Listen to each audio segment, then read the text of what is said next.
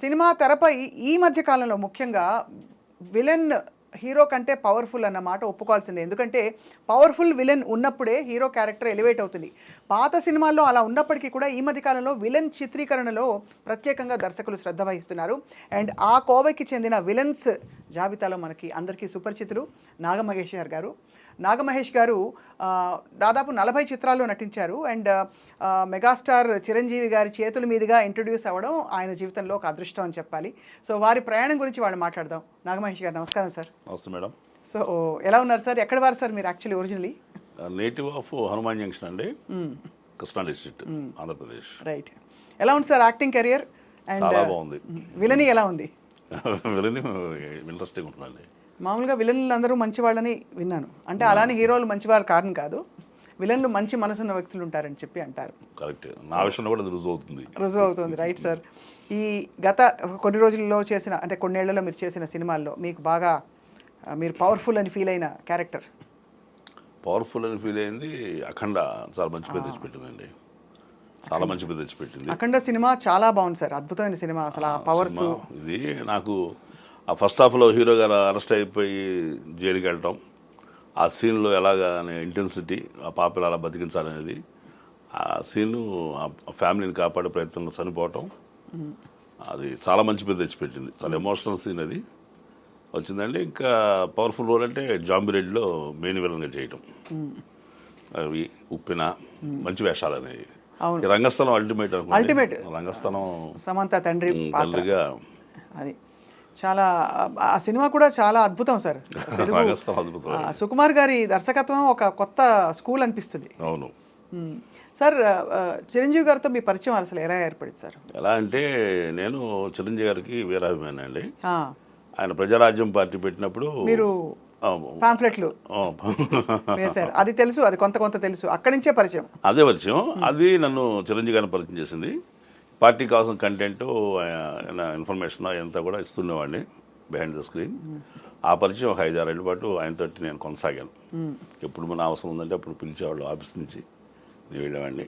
అలాంటి పరిచయం వల్ల చిన్న ఆయనతో సీన్లో చేయాలి అనేది, సీరియస్గా నేను యాక్టర్ అవ్వాలని లేదు. అంటే ఒకప్పుడు ట్రై చేశాను, వదిలేసాను, రియల్ ఎస్టేట్ బిజినెస్ ఉండిపోయాను కొంతకాలం. సరదాగా ఆ సినిమా మరి కంబ్యాక్ మూవీ కదా, ఆ సినిమాలో ఆయనతో పాటు ఒక ఫ్రేమ్లో ఉన్న సార్ అని వెళ్ళి అడగడం జరిగింది. మీరే అడిగారు? వెళ్ళి అడిగాను. అడిగితే ఆయన చాలా పెద్ద మనసుతోటి నాకు రాసిపెట్టింది జీవితం. ఆయన ఆ వేషం, ఎందుకంటే నేను రైటర్గా ఎంత సమర్థుడో చిరంజీవి గారికి తెలుసు, కానీ యాక్టర్గా అసలు తెలియదు ఆయనకి. కానీ ఆ సీన్లో పర్టికులర్గా ఒక 500 మంది జూనియర్ ఆర్టిస్టుల మధ్యన సోలో సీను, చిరంజీవి గారితో కాంబినేషను, ఆయన మ్యాన్ హ్యాండిల్ చేసే సీను, ఆయన యాక్సెప్ట్ చేయటం అనేది, ఆయన ఇప్పించడం అనేది, ఆయన ఇవ్వడం అనేది చాలా చిన్న పాత్ర అయితే ఆయన అక్షర పాత్ర ఇచ్చారు. సో ఇక్కడ చిరంజీవి గారితో మీ ప్రయాణం గురించి చెప్పండి. అంటే మీరు సరే పాంఫ్లెట్లు రాశారు, ఆయనకి అవన్నీ చేయడం పార్టీ కోసం ఓకే, బట్ ఏమి నచ్చి చిరంజీవి గారికి? అఫ్కోర్స్ మెగాస్టార్ అనగానే అందరికీ ఇష్టమైన వ్యక్తి, బట్ మీరు ప్రత్యేకంగా గమనించిన గుణగణాలు ఆయనలో? అంటే యాక్టర్గా ఆయన ఎప్పుడు ఆరాధించాము, అభిమానించాము. ఆయన దగ్గరికి వెళ్ళిన కొద్దీ కూడా నేను ఆయన అంటే చాలా గౌరవం, రెస్పెక్టు, అందరిని సమానంగా చూడటం కానివ్వండి, అభిమానించడం కానివ్వండి, ఆదరించడం, అవన్నీ దగ్గరికి చూశాను నేను. చూసి ఆయన దూరంగా ఉన్నప్పుడు అభిమానించాను తెర మీద, దగ్గరికి వెళ్ళిన తర్వాత కూడా నాకు ఆయన మీద గౌరవం ఇంకా పెరిగింది. ఆ రకంగా ఒక 5-6 ఏళ్ళ పాటు, అంటే ప్రతిరోజు కాదు కానీ ఎప్పుడు అవసరం ఉంటే అప్పుడు నేను వెళ్తుండేవాళ్ళని, కలుస్తుండేవాళ్ళం. అంతకు పూర్వం మీరు ఏం చేసేవారు సార్? రియల్ ఎస్టేట్లోనే ఉన్నారు. కానీ అప్పుడు అంటే అసలు మీరు ఒక రచయితగా పాంఫ్లెట్లు రాయొచ్చు అనే ఈ విషయం మీరు ఎలా తెలుసుకున్నారు మీ గురించి? అంటే పార్టీకి అందరూ మంది మార్పులంతో వచ్చేవాళ్ళు. నేను అలాంటి అసలు పార్టీ రాజకీయాలు ఇంట్రెస్ట్ లేనివాడిని. రైట్. బట్ ఆయనకి ఏదో రకంగా సహాయం, నా వంతు సహాయం చేయాలని, రాముల వారు వారధి కడుతుంటే వృత్త సహాయం చేసినట్టుగా నేను ఏదో చేయాలి, మరి ఏం చేయగలను అంటే, నేను అప్పటికే 15 కథలు నేను రాసిన స్వాతిలో వచ్చినాయి. స్వాతి వారపత్రికల్లో, మాసపత్రికలు వచ్చినాయండి.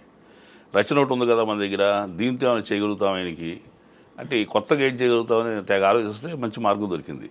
అదేంటంటే, ఇటు సాక్షి పేపరు, టీడీపీ వాళ్ళ మీద ఇష్యూస్, ఈ ఈనాడు జ్యోతిలు రాజశేఖర రెడ్డి గారి మీద వీటి గురించి రాసేవాళ్ళు. ఈ 2 పేపర్స్ చదివి 2 పార్టీలు కాదు, మధ్యలో ప్రజారాజ్యం పార్టీ వస్తేనే బాగుపడతాం అనేది బాడీ లైన్ తీసుకుని నేను పోయిటరీ వెళ్ళి చెప్పా, ఏదో స్పీచ్ ప్రోజ్లా కాకుండా. ఏమైనా గుర్తున్నాయి ఒకటి రెండు లైన్లు మీ పవర్ఫుల్ లైన్స్ మీరు రాసినవి? ఆ మధ్య ప్రేమే సేవే మార్గమా ప్రేమే ధ్యేయం అలాంటిది ఏదో ఒక లైన్ ఉండేది అప్పుడు. అవును, పిఆర్పి వచ్చినప్పుడు ట్యాగ్ లైన్ ఉండేది కదా. అవును. వాటిలో మీరు రాసినవి అలాంటివి ఏమైనా ఉన్నాయా మీరు రాసినవి? ఇక ఎలక్షన్ ముందు ఇక పాంప్లెట్ బిజినెస్ ఏముండదు, ఈ క్యాంపెయిన్ చేసే అవకాశాలు లేవన్నప్పుడు అప్పుడు ఒకటి లాస్ట్ నా పేరు పెట్టుకుంటాకి ఒకటి రిలీజ్ చేసేప్పుడు చేసినప్పుడు ఈ పరకాల ప్రభాకర్ గారి ఇష్యూలు ఇంకితర ఇష్యూలు జరిగినాయి. వాళ్ళు చేసిన ఉదంతాలను ఉటంకిస్తూ చివరిలో కొంచెం ఇన్స్పిరేటివ్గా రాశానంటే, క్రీస్తుకైనా కృష్ణునికైనా దేవుళ్ళని తొలిగాయా కష్టాలు, మదర్కైనా మహాత్ముడికైనా దాపునికి వచ్చాయా సుఖాలు, కారణ జన్మలకు కాలమే పెడుతుంది కఠిన పరీక్ష, తప్పదు వారికి అంతిమ విజయం, లోక శ్రేయస్సే వారికి రక్ష అని మహేష్ అని పేరు వేసుకుని నా ఫోన్ నెంబర్ ఇచ్చా. అప్పుడు తెలిసింది సినిమాలో చెప్పాలంటే మాస్క్ తీసినట్టే ఫేస్ ఆఫ్ అయిపోయింది. అప్పుడు పార్టీ ఆఫీస్ నుంచి ఫోన్ వస్తుంటే ఈ ఫోన్లు కాదు అన్నోన్ నెంబర్స్ అవసరం, స్వప్న గారు ఫోన్ చేస్తే ఎత్తుదాం, అది సుధాకర్ గారు ఫోన్ చేసి ఎత్తుదాం పెట్టుకున్నా. పెద్దవాళ్ళు ఎవరైతే చిరంజీవి గారితో యాక్సెస్ ఉన్న వ్యక్తులు అట్లా ఒక పెద్ద ఆయన ఫోన్ చేశాడు, అయ్యా సత్యాగ్రహి గారు 6 నెలల నుంచి మీరు అజ్ఞాతంగా ఉండి ఎంతో సేవ చేశారో దర్శన భాగ్యం కలగజేస్తారా అన్నాడు. వెళితే ఏం సార్ ఫోన్ ఇస్తారంటే నేనేం చేయలేదు మహేష్ నీకు అన్నాడు. మీది కాదండి నెంబర్ కొట్టా, వస్తున్నా అని చెప్పాను కొంచెం వాయిస్ మార్చి. నన్ను గుర్తుపడతాడు అనుకున్నా గుర్తుపట్టలా. మహేష్ అంటున్నాడు ఆ పేరుంది, నేనే కూడా ఎక్స్పెక్టేషన్ లేదు ఆయనకి. కొట్టగానే ఆయన ఫోన్ నెంబర్ ఏం ఫీడ్ చేస్తున్నాడు, సత్యాగ్రహి ఫీడ్ చేస్తున్నాడు. మహేష్ పెట్టుకోవాలా, సత్యాగ్రహి పెట్టుకున్నాడు. ఎప్పుడైతే నేనే తెలిసిందో ఒక పెద్ద ఆయన బసవరా శ్రీనివాస్ గారని మన ఆయన సినిమా కూడా తీస్తారు, ఆయన డ్రింకర్ సాయి, ఆయన చేపట్టుకుని గౌబా చిరంజీవి గారి గదిలో తీసుకెళ్ళారు. సార్ ఇతనే సత్యాగ్రహి అంటే ఎంత ఎమోషన్ తీసుకెళ్ళాడంటే మన ఆఫీసులో జైలు కొట్టేస్తుంది ఈడే అన్నట్టు తీసుకెళ్ళాడు. అంత ఎమోషన్ తీసుకెళ్ళాడండి. అంటే వాళ్ళందరూ ఎవడు గుర్తుపట్టలేకపోతున్నారు. నేను కారులో ఉండి ఒక ఒంటరిగా వెళ్తే కూరని బాబు ఒకసారి కొంచెం లోపల పెట్టి అని తీసుకెళ్ళి ఇచ్చేవాడు. నేను వెళ్ళేవాడు కాదు, నేను తీసుకెళ్ళాడు కాదు, నాకు వచ్చిన కుర్రోళ్ళు తీసుకెళ్ళేవాడు కాదు. ఒక పావుగంట తర్వాత వెళ్ళేవాడు ఆఫీస్కి. అప్పటికి ఈ పాంప్లెట్స్ అందరి చేతుల్లో చదువుతూ ఉండేవాళ్ళు. అలా 6 నెలల పాటు అజ్ఞాతంగా అక్కడే ఉండి గ్రహిస్తూ వాళ్ళ ఎమోషన్ ఆనందాన్ని సేకరిస్తూ అప్పుడు చిరంజీవి గారికి డైరెక్ట్గా ఒక రైటరు నేను అంటే నా మొహం తెలుసు ఆయనకి. నన్ను చూడగానే అడిగారు, మీరు రెగ్యులర్ ఆఫీస్కి వస్తారు కదా అని. వస్తున్నాను సార్ అన్న. మరి ఎప్పుడు గదిలో రాలేదేంటి అన్నాడు ఆయన. మీతో నా పని ఏంటి సార్ అన్న. నిజంగా ఆయన నన్ను గుర్తించాలని నేను ప్రయత్నం చేయలే, గుర్తించబడాలని తాపత్రపడలా. సేవ చేయాలనుకున్నాం, చేసాం, ప్రతిఫలాపేక్ష లేదు కాబట్టి గుర్తింపు వచ్చింది. ఆ గుర్తింపు వచ్చిన తర్వాత చేసిన సేవ కూడా ప్రతిఫలాపేక్ష లేదు నా దగ్గర నుంచి. ఆయన ఒక ఆయాచిత వరం నాకు అందించాడు. ఆయన అదే 2016లో ఖైదీ నెంబర్ 150లో ఆయన కంబ్యాక్ ఫిల్మ్ అందరూ యాంటిసిపేట్ చేసిన సినిమా. అందులో మీకు ఒక గొప్ప సీన్ పడింది. అక్కడి నుంచి దాదాపు కొత్త లైఫ్ మొదలైంది మీకు. అంతే లేకపోతే నేను అసలు సీరియస్ డెసిషన్ కానీ సీరియస్ ఇంట్రెస్ట్తో కానీ రాలేదు. ఆ సినిమా సక్సెస్ అయ్యి నా పాత్ర చాలా బాగుందన్న తర్వాత కూడా నేను సీరియస్గా సినిమా వైపు చూడాల. సుకుమార్ గారి ఆఫీస్ నుంచి January 12th ఇప్పుడు రిలీజ్ అయిందండి. February 1st వీక్లో నాకు సుకుమార్ గారి ఆఫీస్ నుంచి ఫోన్ వచ్చింది, ఈ సమంత వాళ్ళ ఫాదర్ గారు రంగస్థలానికి. ఏమనిపించింది అప్పుడు అసలు? అంటే ఇంకా ప్రాపర్గా మీరు మంచి యాక్టర్గా స్థిరపడిపోతున్నారని అర్థమైంది. అంటే ఎప్పుడైతే ఆయన నుంచి పిలుపు వచ్చిందో ఆయన కూడా ఒక అరగంట సేపు చిన్న ఇంటర్వ్యూలో ఆయనకి క్యూరియాసిటీ పాయింట్ ఏంటంటే సుకుమార్ గారికి ఇతను కొత్త మొహం, తమిళోడా మలయాళం కూడా అనుకున్నాడు సినిమా చూసి. కాదు తెలుగు కూడా అయ్యేసరికి అసలు ఎలా ఇచ్చారు వేషం, ఏ ఇన్ఫ్లుయెన్స్ అతనికి, ఈ వేషం ఒకటే కారణం ఏంటి, ఆ క్యూరియాసిటీ ఉంది ఆయనకి. ఆయన ప్రశ్నలో ఉంది. మీరు ఎవరంటే ఎక్కడా అని అడిగారు మీలాగని ఫస్ట్. నెక్స్ట్ చెప్తుంటే అన్నిటికీ మీరు ఖైదీ నెంబర్ 150 చేశారు కదా, డైరెక్టర్ గారు పరిచయం అని అడిగాడు ఆయన. ఆ డైరెక్టర్ పరిచయం అయితే నా వేషం ఇస్తారని. కాదు సార్ చిరంజీవి గారు పరిచయం అన్న. చిరంజీవి గారా, ఆయన పరిచయం మీకు అడిగి ప్రస్తావన చెప్పా.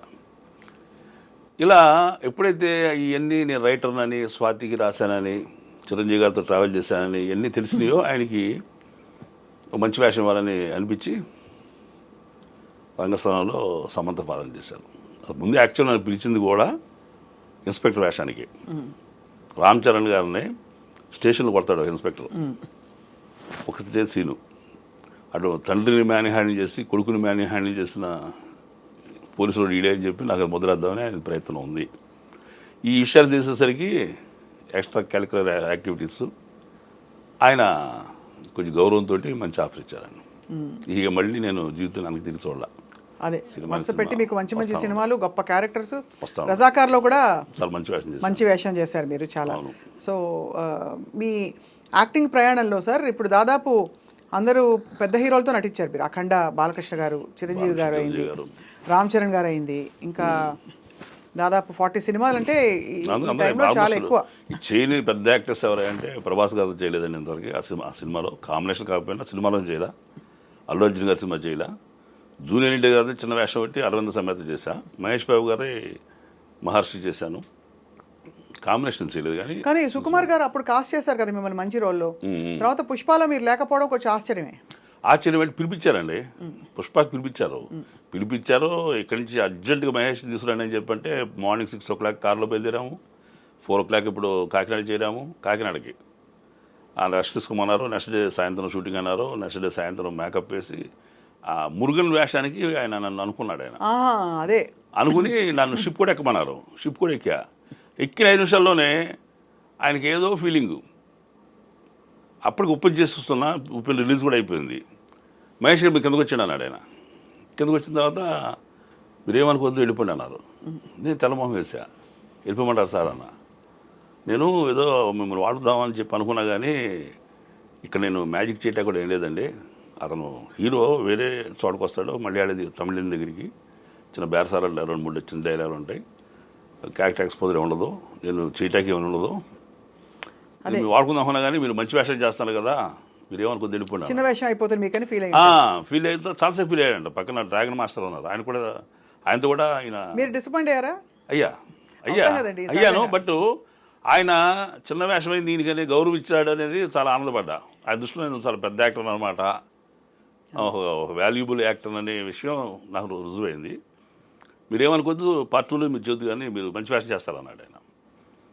అంటే నేను నవ్వితే ఆయన ఇది మిమ్మల్ని పంపించేటానికి ఏదో కన్విన్స్గా చెప్తాను అనుకోవద్దు అని కొంచెం సీరియస్గా చెప్పారు.